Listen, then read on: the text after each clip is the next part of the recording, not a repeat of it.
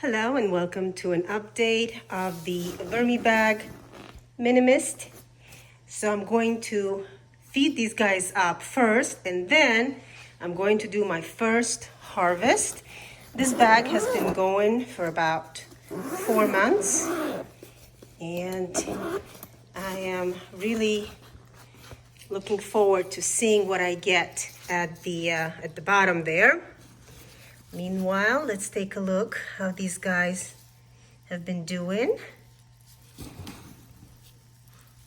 I don't dig in here, just want to gauge what's going on at the very, very top and see how much food they have eaten and how much is still left.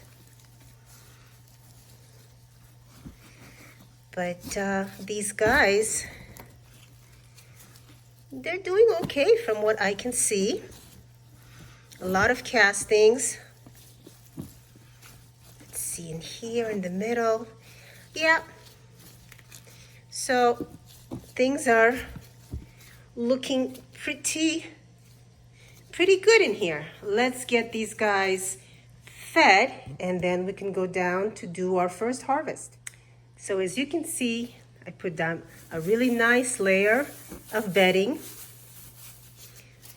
And now I can add the food waste on top. Now this already has some coffee grounds. So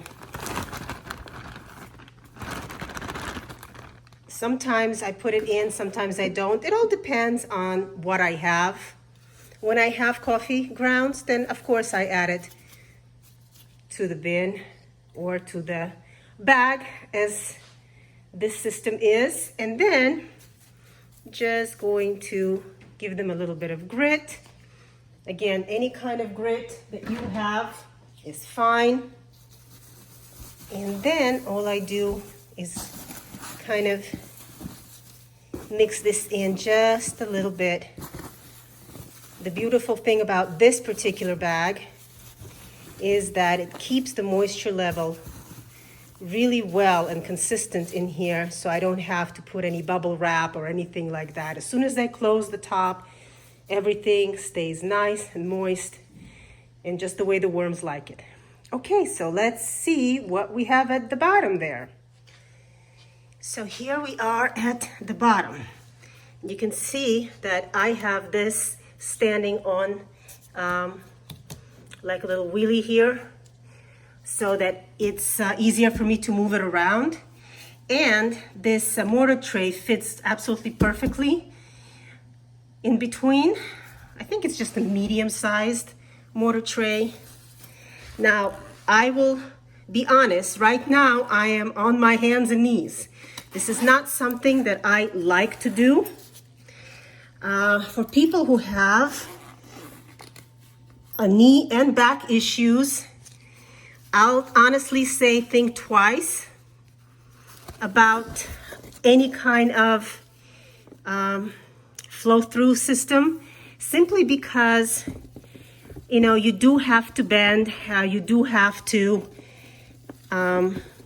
kind of go down there and see what's happening, and it's not always easy.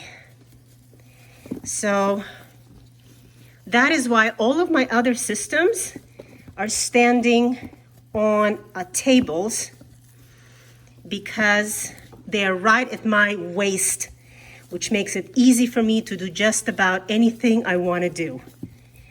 So it looks like this stuff is going to have to go through one more time. Remember, I put, when I started the system, I put in cardboard and paper and started it that way. And because the worms typically tend to want to move up, a lot of this material is still unprocessed. And what I am going to do is put it back on top and let the worms just go at it one more time. I see maybe one worm, blue worm. I'm not surprised. So I'm not seeing a lot of worms at all. So, I mean, that's good. But also you can see that I am using my hand to try and get the stuff out. So the stuff does not fall out, at least not yet. So the bag, I mean, the material doesn't smell. It actually has a nice earthy smell, but I can see a lot of unprocessed material. And I'm hoping as I do more harvests that the material is actually going to be castings and not paper, cardboard, and undigested food. But overall, you can see there are, I saw maybe two worms. So the worms are making their way to the top. And I know some people did not have as good a first harvest as this one is because they had a lot of worms, maybe dead worms, sludgy stuff. But my climate makes it so that the material actually is not, it's not wet. You can see it. It's not sticking to my gloves. You can see it's actually a very nice material. So I'm going to put it back on top, let the worms go through it one more time. And we'll see what we get, I guess, when the bag is full. So I would say that our first harvest was, it wasn't really a harvest because this material does need to be reworked.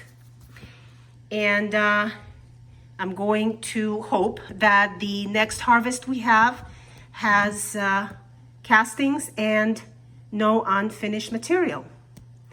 So that's our update. Thanks for joining me, and we'll see you next time.